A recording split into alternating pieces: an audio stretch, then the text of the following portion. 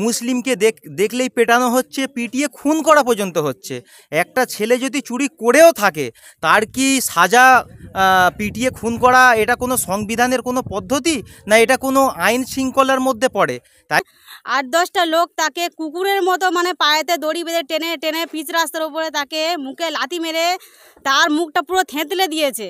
অথচ কি কারণে তাকে মারা হচ্ছে? তার দোষটা কি? সে একটা মুসলমান ছেলে বলে তাকে জিজ্ঞাসা করা হলো যে তোমার নাম। বারবার যারা বাংলা ভাষায় কথা বলছে এবং শুধু মুসলিম হওয়ার কারণে বারবার কোথাও বা হেনস্থার শিকার হচ্ছেন, কোথাও বা খুন করা হচ্ছে, কি বলবেন?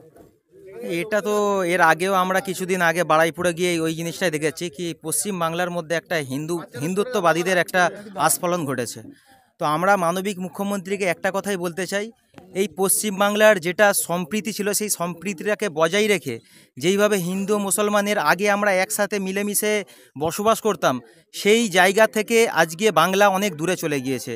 আজকে হিন্দুত্ববাদীদের ঘাঁটি হয়ে গিয়েছে এবং চিহ্নিত করে মুসলিম সম্প্রদায়ের ওপর এবং মুসলিম সমাজের ওপর একটা আক্রমণের একটা পরিবেশ তৈরি করা হয়েছে এবং মুসলিমকে দেখলেই পেটানো হচ্ছে, পিটিয়ে খুন করা পর্যন্ত হচ্ছে।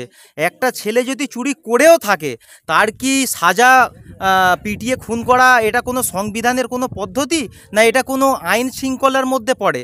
তাই জন্য আমরা আমাদের রাজ্যের মুখ্যমন্ত্রী মাননীয় মুখ্যমন্ত্রীকে আমরা বলতে চাই, আইনের পথে চলবে। আমরাও এই যে মা, সন্তানহারা মা এবং স্বামীহারা যে স্ত্রী আছে সেই স্বামীহারা স্ত্রীর পাশে আমরা থেকে আগামীকালে অল ইন্ডিয়া তৌহিদি জনতার পক্ষ থেকে এর যতক্ষণ না পর্যন্ত একটা বিচার না আমরা পাইয়ে দিতে পারছি ততদিন পর্যন্ত কিন্তু আমরা কিন্তু পিছন হাঁটব না। এবং যেইভাবে হিন্দুত্ববাদীদের আস্ফালন বাংলায় ঘটছে, আমরা কিন্তু যদি রিয়াকশান চালু করি তো হিন্দুত্ববাদীরা কিন্তু ইঁদুরের গর্ত খুঁজে পাবে না কিন্তু পালাবার জন্য।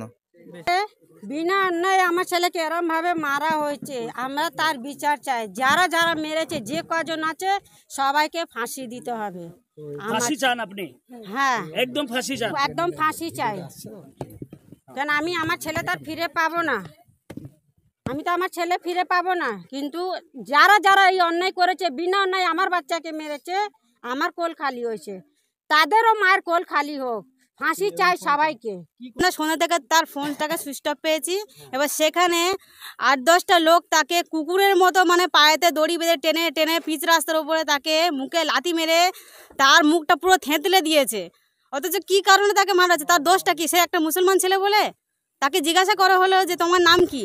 সে যখন নিজের নামটা বলল, শেখ জামিল উদ্দিন, বললো তুই কি মুসলমান ছেলে? বলছে হ্যাঁ, আমি ঘুটিয়ে দিতে পারি। এটা আমার যখন তাদের মারধরের আগে আমার ছোট বোনকে ফোন এসেছিল একটা অন্য নাম্বারে, অথচ সে সেখানে বলছে আমি একটা অফিসার বলছি, ক্যানিং থানা থেকে একটা অফিসার বলছি। তখন তার আগে আমার দাদার সাথে আমার বোনের কথা হয়েছিল, তখন এই কথাটা হলো যে আমি এই কথাটা বলেছিলাম। তারপরে যখন যে শুনলো যে একটা মুসলমান ছেলে, তখন তাকে বললো শালাকে বেঁধে তাকে মার। তা মারা মানে তাকে কি জান থেকে মেরে দেওয়া হলো? কি কারণে মেরে দেওয়া হলো তাকে? তার অপরাধটা কী ছিল? তার কি ভুল ছিল? আর কি কারণে সে ওখানে গিয়েছিল? আমি এগুলো জানতে চাইছি। আর যে অপরাধীগুলো যারা এই অপরাধটা করেছে তাদেরকে প্রত্যেককে অ্যারেস্ট করে তাদেরকে ফাঁসি সাজা হোক, আমি এইটাই চাইবো।